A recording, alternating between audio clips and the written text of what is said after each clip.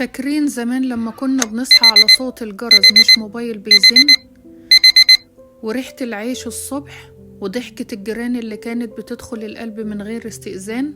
النهاردة هرجعك لأيام كانت بسيطة بس مليانة حب ودفى. 5 حاجات لو رجعت يمكن الزمن نفسه يرجع معاها. فاكرين الشارع قبل الموبايلات؟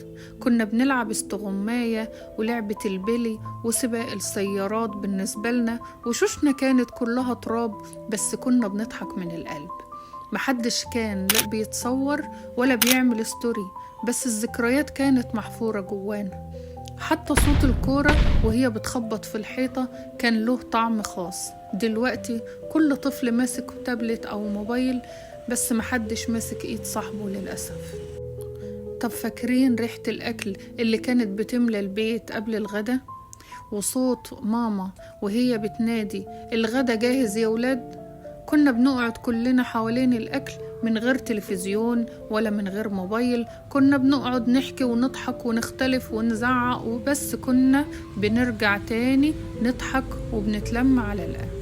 فاكرين لما كنا بنستنى فوازير رمضان، أو لما كان برنامج الأطفال بيبدأ ونسكت كلنا نسمع؟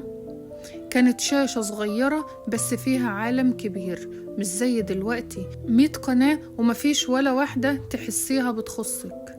زمان كنا بنعيش اللحظة، دلوقتي اللحظة بتعدي وإحنا ماسكين الموبايل.